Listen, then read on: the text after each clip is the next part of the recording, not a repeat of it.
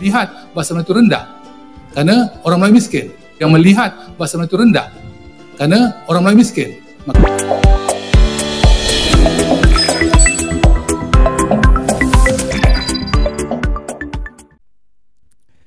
Assalamualaikum warahmatullahi wabarakatuh. Halo teman-teman, jumpa lagi di Aryan M Channel.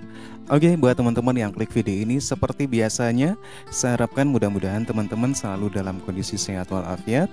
Amin ya robbal alamin. Baik, di kesempatan kali ini saya akan ajak teman-teman untuk melihat sebuah video dengan judul Selalu Mendompleng Indonesia, Malaysia Kian Terlihat Lemah.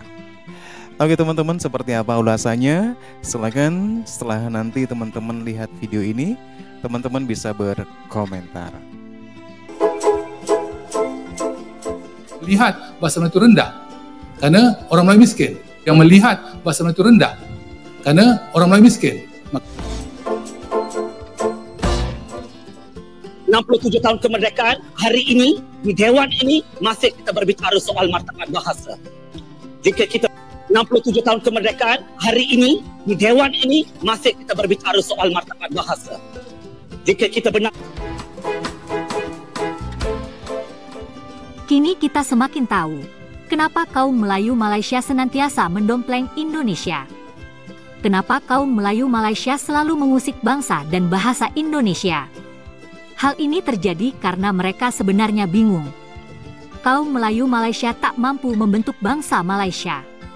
Mereka juga tidak sanggup menyatukan Malaysia dengan satu bahasa. Bahasa Melayu Malaysia tidak diterima oleh seluruh kaum di Malaysia. Bahasa Melayu Malaysia tidak berharga di negara ini. Karena kegagalan itulah, kaum Melayu Malaysia kemudian melakukan cara yang kurang bermartabat agar terlihat sebagai kaum yang hebat. Kaum Melayu Malaysia bermimpi untuk membentuk bangsa Melayu Mahawangsa. Mereka juga gembar-gembor mengenai bahasa Melayu Mahawangsa, sekaligus budaya Melayu Mahawangsa. Tentu saja semua halusinasi atau mimpi tersebut dilakukan dengan cara mendompleng bangsa, bahasa, dan budaya Indonesia. Propaganda murahan itulah yang membuat risih bangsa Indonesia. Sudah jelas, rakyat Indonesia tidak menyukai propaganda seruman serumpun dan upaya melabeli bahasa Indonesia dengan kata Melayu, tapi mereka seperti tak punya malu lagi. Sebabnya, kaum Melayu Malaysia memang sedang bingung. Selama ini bahasa Melayu memang tidak laku, tidak bernilai ekonomi, dan tidak bermartabat di Malaysia. Video berikut ini menggambarkan hal itu. Bahasa Melayu dianggap sebagai bahasa kaum miskin Melayu di Malaysia. Tanggapan bahasa Melayu seperti yang diperuntukkan dalam perlembagaan Gapena baru ini kalah dalam dari peringkat Mahkamah Tinggi, kalah di peringkat Merayuan, ditolak pula di Mahkamah Persekutuan. Kami tak masa kesal, kami tak masa takut tentang hal ini. Kami juga bersedia untuk on the street, bergerak di jalanan. Tetapi kita juga memikirkan bahawa bagaimana kita nak mendidik balik kelompok-kelompok tertentu yang melihat bahasa Melayu itu rendah kerana orang Melayu miskin. Yang melihat bahasa Melayu itu rendah kerana orang Melayu miskin. Maka dilihat bahasa Melayu. Tanggapan mereka bukan melihat bahasa Melayu sebagai bahasa masal, sebagai nasional language, tapi mereka melihat bahasa Melayu sebagai milik suku bangsa. Sebab itulah tanggapan itu berlaku. Jadi kita nak perlu betulkan supaya mereka dapat meyakinkan bahawa isu ini dapat diperjelaskan dengan baik. Sekian, terima kasih. Saya ingin membangkitkan soalan di sini kepada doktor. Mungkin doktor boleh bagi pandangan juga.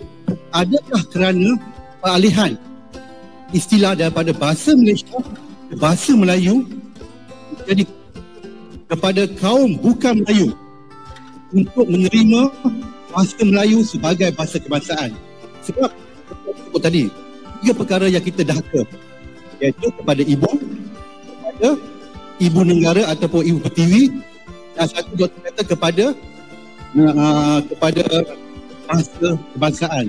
Tetapi kita kena ingat, dan di sini sejujurnya mungkin semua akan mengaku bahawa bahasa ibunda kepada rakyat Cina adalah bahasa Mandarin Cina.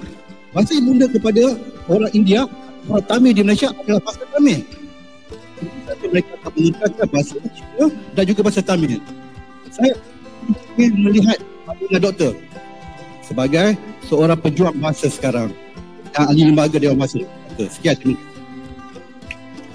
Terima kasih atas soalan yang diberikan. Peralihan daripada bahasa Melayu kepada bahasa Malaysia tidak menjejaskan sebenarnya. Unsur perpaduan atau kekuatan kita. Masalah perpaduan ataupun masalah kita ini sebenarnya ialah masalah kita sendiri. Bagi saya masalah jati diri masalah yang sangat besar.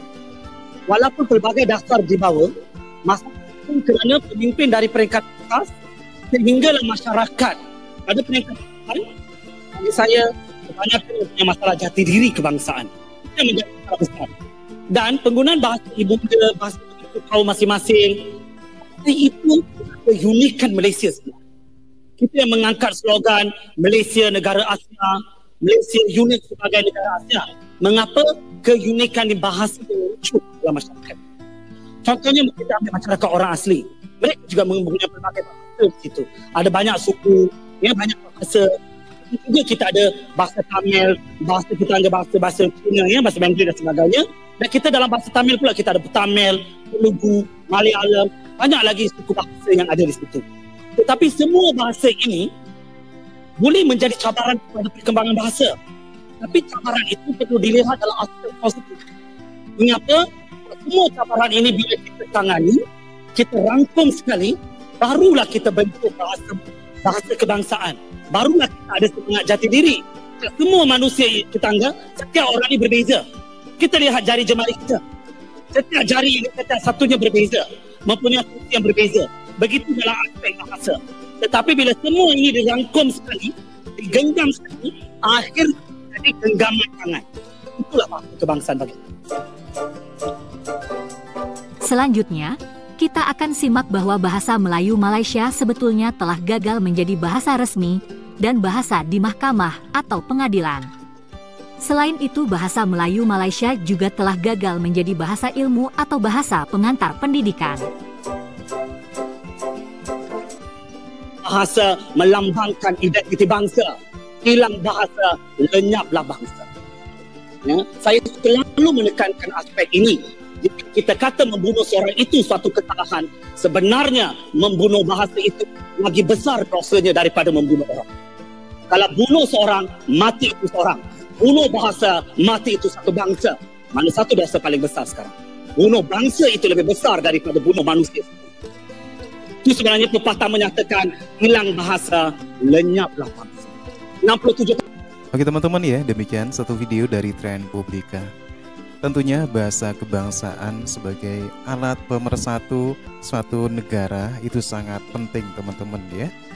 Hal ini ternyata belum berlaku di Malaysia. Bahasa Melayu sebagai bahasa kebangsaan ataupun bahasa resmi belum menjadi bahasa pemersatu antar kaum di sana. Berbeda halnya dengan bahasa Indonesia yang sudah mampu menyatukan keanekaragaman suku, bahasa, etnik yang ada di Indonesia. Oke teman-teman ya, demikian satu ulasan video dari Trend Publika.